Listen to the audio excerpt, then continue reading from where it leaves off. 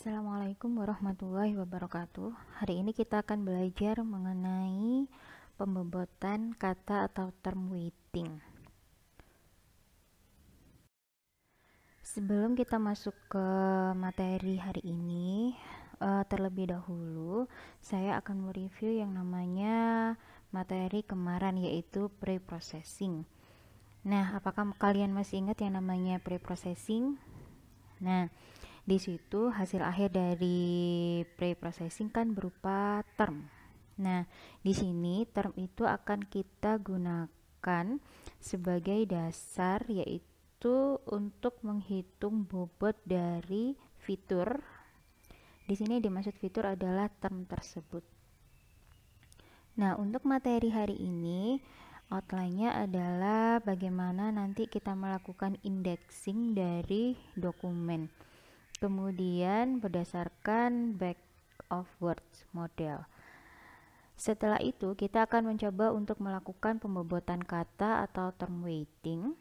Nah, nanti bobot yang kita pelajari tidak hanya satu, tetapi lebih dari satu. Jadi di sini saya hanya mengambil yang namanya bobot-bobot yang sering digunakan. Jadi kalau misalnya kalian dibaca paper gitu ya, atau baca penelitian lain, kalian akan menemukan bobot yang beda, itu tidak salah gitu, karena bobot kata di sini semakin berkembang, istilahnya variasinya, rumusnya, kemudian semuanya itu tergantung dari aplikasi apa yang mau kita pakai, algoritma apa yang mau kita gunakan. Nah, di situ nanti bisa kita pilih salah satu weighting yang memang cocok atau menghasilkan nilai yang bagus untuk aplikasi yang akan kita buat. Kemudian di sini mengingatkan kalian kembali ya mengenai hasil dari tahapan preprocessing yang kemarin, seperti yang saya singgung tadi, akan menghasilkan term. Nah, di sini term tersebut itu yang akan dijadikan indeks. Nah, seperti yang kemarin sudah saya jelaskan, bahwa yang namanya indeks, kalau misalnya kita lihat indeks di sebuah buku, di situ adalah kata-kata penting yang bisa kita bilang mewakili isi dari buku tersebut. Nah, di sini sama sebetulnya. Jadi yang namanya indeks ini nanti akan kita gunakan sebagai perwakilan dari dokumen, dan indeks inilah nanti yang akan kita sebut sebagai fiturnya. Kemudian indeks akan menjadi dasar untuk pemrosesan selanjutnya. Nah, seperti yang kita tahu kalau dalam machine learning semuanya butuh fitur yang akan kita hitung bobotnya gitu kan ya. Nah, di sini yang namanya text mining, kenapa kemarin dibilang perbedaannya itu adalah fiturnya banyak dibandingkan data mining? Ya karena setiap kata atau term hasil preprocessing itu akan kita jadikan fitur. Jadi bisa kalian bayangkan kalau kalian kemarin mengerjakan latihan, dari 3 sampai 5 kalimat saja bisa menghasilkan banyak sekali yang namanya term atau fitur. Nah, bayangkan jika yang namanya dokumen itu terdiri dari satu halaman atau satu bab buku, atau bahkan full isi dari buku tersebut. Nah, di sini indeks dari suatu dokumen itu dibuat hanya berdasarkan kemunculan kata tanpa memperhatikan urutan kata. Nah, kalau pendekatan yang kita pakai adalah back of word model, di sini nanti kita pakai pendekatan statistik ya. Jadi intinya kita akan menghitung berdasarkan frekuensi kemunculan kata, tapi ya kita tidak membedakan sama sekali yang namanya urutan kata tersebut muncul dalam suatu kalimat. Jadi kalau di sini sebagai contoh, ada dokumen 1 isinya adalah kucing makan ikan, dan dokumen 2 adalah ikan makan kucing. Yang kalian pasti tahu ya, di sini kalau kita lihat kalimatnya artinya itu kan berkebalikan sekali. Tetapi ketika kita memakai pendekatan back of word model, itu akan memiliki bobot yang sama untuk setiap termnya atau setiap kata yang ada di sana. Kemudian metode pembuatan indeks seperti ini itulah yang akan disebut sebagai back of word model. Nah, lanjut. Sekarang kalau kita sudah mendapatkan fitur-fitur apa saja yang mau kita bobotkan, maka kita perlu tahu bagaimana cara kita membobotkan fitur tersebut atau indeks tersebut. Nah, di sini dalam pembentukan indeks itu berdasarkan data dokumen, setiap kata perlu diberi nilai atau bobot. Nah, di sini nantinya setiap fitur tersebut punya yang namanya nilai atau bobot tersendiri. Nah, di sini nanti kita akan memakai rumus ya. Rumus ada banyak sekali rumus, ada banyak sekali jenis pembobotan yang bisa kita gunakan. Kemudian terdapat berbagai macam cara pemberian bobot.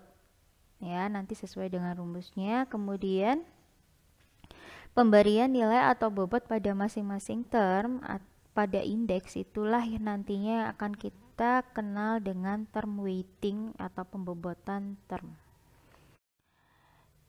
Nah, di sini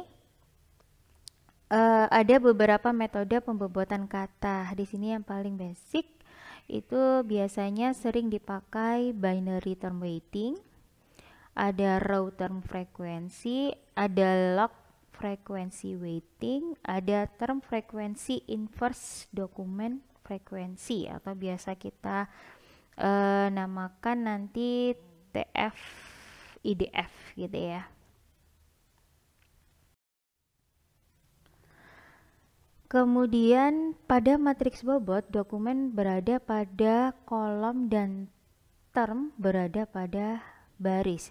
Jadi nanti ketika kita ingin menghitung sebuah bobot itu kita akan memakai bantuan tabel di sini. Nah, jumlah kolom pada tabel tersebut itu sesuai dengan jumlah dokumen ya. Kemudian berapa baris nanti yang dibutuhkan itu disesuaikan dengan jumlah term yang dihasilkan dari hasil preprocessing. Kemudian tiap dokumen diwakili oleh sebuah vektor biner. Nah, karena di sini namanya juga binary term weighting, maka kita akan menggunakan angka biner di sini. Seperti yang kalian tahu kalau angka biner adalah 1 sama 0 gitu ya. Nah, di sini kita akan memberikan bobot term pada binary term weighting nilainya 1 jika term tersebut muncul pada suatu dokumen. Dan akan kita beri nilai 0 ya jika term tersebut tidak muncul di dokumen. Nah, inilah rumusnya. Jadi kalau misalnya kita namakan ini adalah binary term weighting disingkat sebagai weight term ya di masing-masing dokumen, maka dia akan nilai 1 jika D mengandung T ya. 0 jika D tidak mengandung T, alias jika dokumen tersebut tidak mengandung term T itu maka dia nilainya akan 0. Binary term weighting tidak memperhatikan frekuensi kemunculan kata pada sebuah dokumen. Jadi istilahnya kata tersebut muncul 1 kali atau kata tersebut muncul 1000 kali pun itu dihitung hanya nilainya 1. Nah, kelebihan dari binary term weighting itu otomatis pastinya mudah diimplementasikan karena kita tidak memerlukan perhitungan yang kompleks gitu ya, hanya memberikan nilai 1 atau 0 saja. Tapi kalau misalnya kekurangannya itu karena tidak menghitung yang namanya frekuensi, maka dia tidak bisa membedakan term mana yang sering muncul dalam dokumen. Ya, karena term yang 1 kali sama 1000 kali itu nilainya sama, yaitu 1. Nasi di sini muncul 3 kali di dokumen 1, nasi, nasi, nasi. Maka dia akan dihitung frekuensi kemunculannya sekarang. Jadi bobotnya sesuai dengan jumlah berapa kali kata tersebut muncul di suatu dokumen. Nah, dokumen 1 3, di dokumen 2 di sini ada nasi berarti 2. Di dokumen 3 di sini ada 1 gitu ya kata nasi, dokumen 4 nggak ada, dokumen 5 nggak ada. Nah, tadi ya, dari tabel yang row term frequency weighting akan kita coba lanjutkan dengan menghitung log frekuensinya, memasukkan ke rumus ini ya. Oke, jadinya seperti ini. Yang frekuensinya 0 dia tetap 0. Yang munculnya satu kali tetap nilainya adalah 1. Oke. Nah, kemudian yang munculnya 3 kali, nah nilainya pasti beda-beda. 3 kali, 2 kali, 1 kali. Oke. Jadi kata nasi berarti hitungannya adalah 1 plus 10 log 3 gitu ya. Kemudian pada dokumen 1. Kalau kata nasi pada dokumen 2 berarti 1 plus 10 log 2 sama dengan 1,301. Nah, jadi tabel ini ada ketika kalian memasukkan angka-angka term frekuensi tadi ke rumusnya log frekuensi weighting. Jadi coba kalian lihat ya di sini, nilainya tidak jauh berbeda sebetulnya ya. Tidak jauh berbeda selisihnya maksud saya. Kalau yang di row frekuensi weighting tadi kan 3, 2, 1 gitu ya. Nah, kalau di sini hanya selisihnya sedikit gitu. Nah, ini menunjukkan yang namanya tingkat kepentingan tidak linear dengan term frekuensi dari kata tersebut dalam dokumen. Nah, kalau kelebihannya apa? Memakai log frekuensi weighting, perbedaan frekuensi term tidak terpengaruh secara signifikan terhadap bobot term.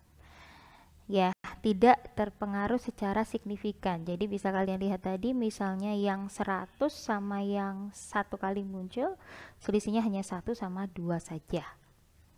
Tidak terlalu signifikan. Nah, kekurangannya di sini hanya memperhatikan kemunculan term pada sebuah dokumen saja. Ya, karena kita akan menghitungnya per dokumen. Ya kan? Per dokumen itu apa maksudnya? Jadi kata nasi di dokumen 1. Kata nasi di dokumen 2. Nah, ini namanya memperhatikan kemunculan term pada sebuah dokumen saja. Oke. Nah, selanjutnya itu kita pelajari yang namanya dokumen frekuensi. Karena adanya kekurangan yang tadi, maka kita harus menghitung yang namanya dokumen frekuensi. Kata-kata yang muncul di banyak dokumen adalah kata yang tidak penting sebetulnya. Kenapa? Karena dia semakin tidak spesifik kata tersebut pada dokumen tertentu. Nah, karena tidak bisa membedakan isi dari dokumen tersebut. Ya, karena istilahnya ketika satu kata muncul di banyak dokumen, berarti kata tersebut sebetulnya tidak spesifik, yang otomatis dia tidak penting karena tidak menggambarkan isi dari dokumen. Nah, meskipun telah dilakukan filtering, masih terdapat banyak kata yang sering muncul di sini. Misalnya kata-kata merupakan, tinggi, bisa, gitu kan, kata-kata tersebut kurang informatif. Nah, di sini untuk bobot dokumen frekuensi itu nanti bisa mengatasi ini semua. Di sisi lain, kata-kata yang langka yang hanya muncul di sebagian kecil dokumen itu justru jauh lebih informatif. Jadi di sini ketika kata ya muncul hanya di beberapa dokumen saja, itu bisa dikatakan lebih spesifik. Jadi misalnya kalau ada 5 dokumen, kata tersebut muncul hanya di 1 dokumen saja, berarti kata tersebut spesifik memang mengenai dokumen 1 gitu. Nah, misalnya di sini contoh kata Meganthropus mampu membedakan dokumen sejarah dengan dokumen olahraga dan ekonomi dikarenakan kata Meganthropus hanya muncul di dokumen sejarah. Nah, ini yang dinamakan dia spesifik. Dia adalah kata-kata yang menggambarkan isi dari dokumen tersebut. Nah, DF-nya. Oke. Nah, ketika DF sudah ketemu, sudah kita hitung, maka kita bisa memasukkan adalah 10 log 5/3. Nah, hasilnya merujuk ke tabel sebelumnya, Ini adalah nilai log term frequency weighting. Ini adalah nilai IDF. Untuk mendapatkan hasil 0,99 tadi itu adalah hasil perkalian antara 1,301 dikalikan dengan 0,699. Nah, untuk menghitung nilai yang ada di dokumen 2 seperti apa? Ya tinggal kita kalikan saja. 0 dikalikan 0,699. 0 dikalikan 0,699. Yang otomatis kalau dikalikan 0 ya sudah 0 semua gitu. Nah, kalau kita cari contoh yang agak banyak itu adalah kata nasi di sini.